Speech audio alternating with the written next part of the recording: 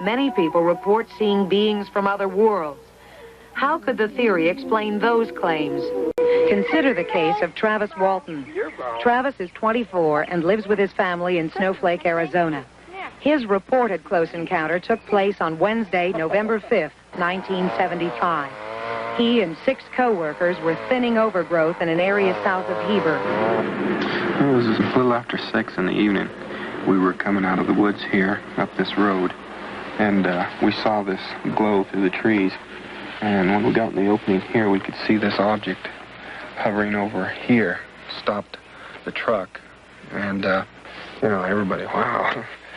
What did it look like? How big was it? How bright?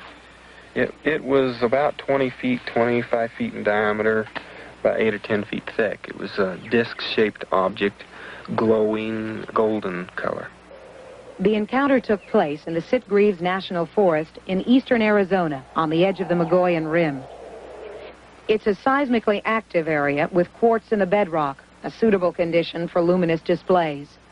I could hear a sound when I got up closer, but it suddenly got louder and started to move in a kind of a wobbling motion, and that scared me, and I decided, I'd better get out of there. And so I raised up to go, and I just felt a numbing shock, a kind of and blacked out. My co-workers, the guys in the truck, said they saw a beam come out of this craft and hit me in the head and the chest and knocked me backward. This painting is one of several done by Travis's crew boss, Mike Rogers, who says he saw the beam strike Travis. It just knocked him backwards through the air, like as if some sort of an explosion had gone off in front of him. It was that dramatic. If you put an object, a foreign object, near it, a person or whatnot, yeah, and it changed the characteristics of the electric magnetic field in the vicinity of this thing, it could give, quote unquote, it would be possible for a discharge to occur.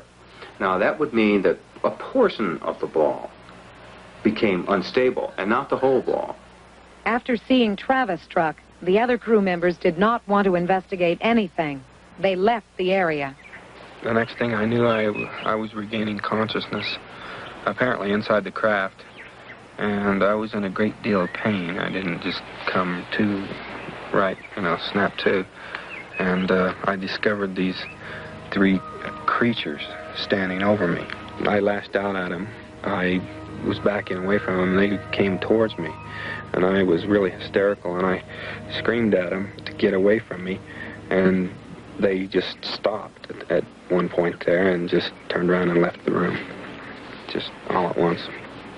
Dr. Persinger is a neurobiologist. He explains Travis's experience this way. The brain works on electronic principles, with the hippocampus being especially sensitive to stimulation. Any abnormal electrical activity, such as a luminous display, could alter memory and possibly result in hallucinations. But Travis was missing for 5 days as people searched the woods for him. On November 11th, Travis called his brother-in-law from this phone booth. I found myself on the pavement outside of the town of Heber. I was laying beside the road, and when I looked up, I saw a craft hovering above the road there, and then it just shot straight up out of sight. In the 5 days he was missing, Travis remembers only 2 hours.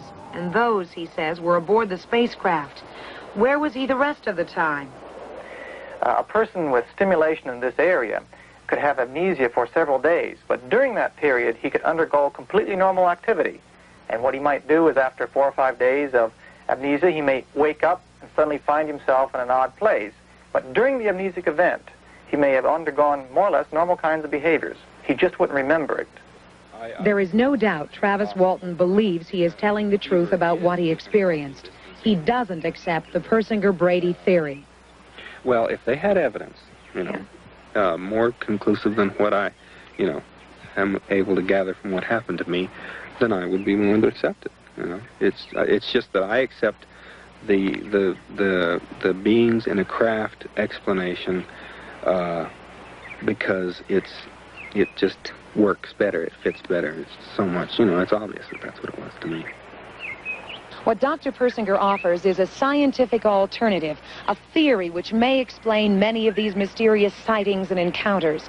But since scientists do deal in probabilities and not in absolutes, the most Dr. Persinger can say is that it's unlikely that Travis encountered a spacecraft. That possibility, however, cannot be totally dismissed. Some experts want more proof before they'll totally accept the theory of electrically charged luminous displays. If we could definitely establish that they occur along fault lines or along rather definite regions of geologic activity, plate tectonic activity, then I'd be much more jumping up and down and saying this is probably it.